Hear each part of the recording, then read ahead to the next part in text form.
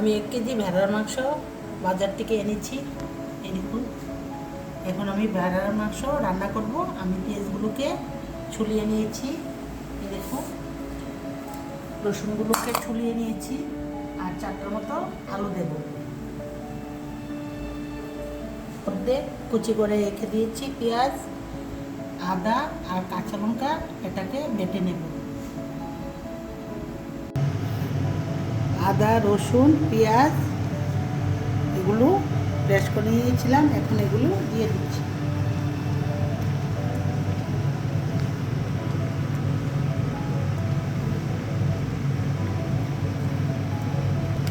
পরিমাণ মতো হলুদ দিয়ে দিচ্ছি।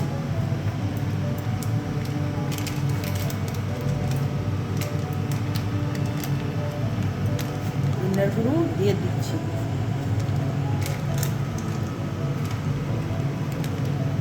জিরা গুঁড়ো দিয়ে দিচ্ছি।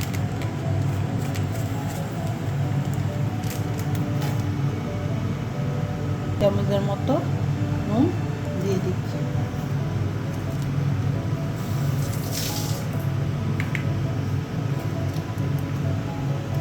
ভেড়ার মাংসের মধ্যে একটু কাঁচা তেল দিয়ে দিলে একটু টেস্টটা বেড়ে যায়।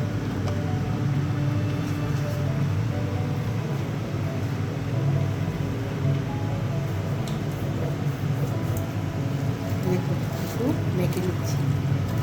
মেখে নিয়ে আধা ঘন্টার মতো এগুলোকে মেখে ঢেকে রেখে দেবো।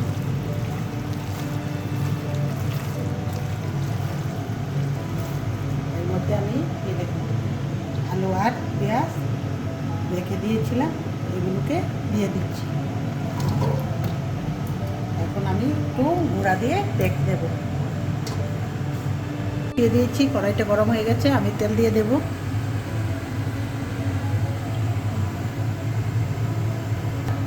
এই দেখুন, তেজপাতা দিয়ে দিয়েছি।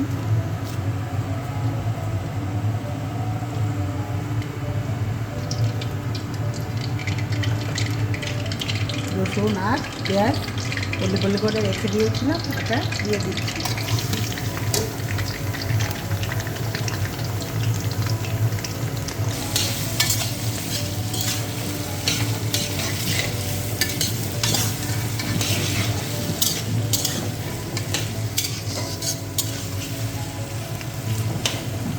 পেঁয়াজগুলো লাল লাল হয়ে ভাজা হয়ে গেছে, আমি একটু উঠিয়ে রেখে দেবো একটা।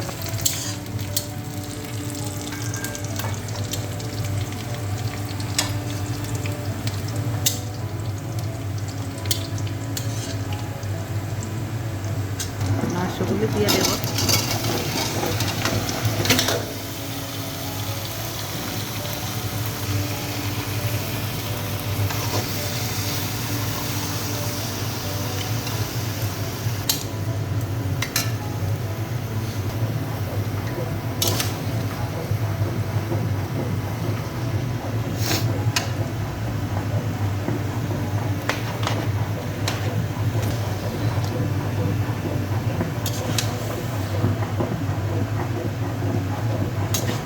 মাংসটা তেল ছাড়া শুরু করে দিয়েছি। আমি এই পেঁয়াজগুলো ভেজে রেখেছিলাম, এখন এটি দিয়ে দেব।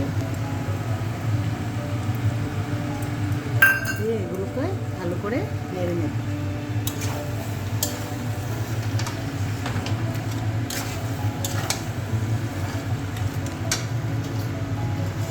ওই মাংসতে সিদ্ধ জল দিই, কারণ সিদ্ধ জল দিলে মাংসটা শক্ত হয় না, নরম হয়ে যায়। এরকম ছোটো মোটামুটি হয়ে গেছে, আর বেশিক্ষণ লাগবে না। 10-15 মিনিটের মধ্যে টানানো হয়ে যাবে। দেখুন, একটু একটু লেগে উঠছে। তারপর আমি এটাকে ঝুল দিয়ে দেব।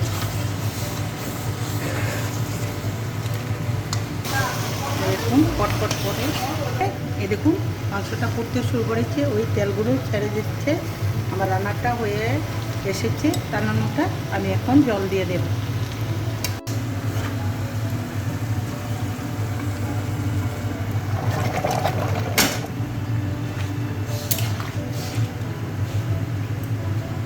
জলটাকে শুকিয়ে নেব।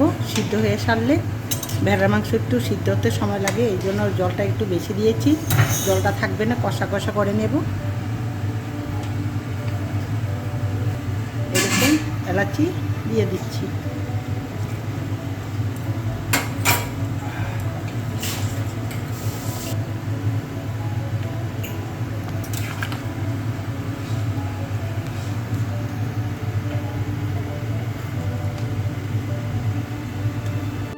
আমার ভেড়ার মাংসটা রান্না হয়ে গেছে, এই দেখুন।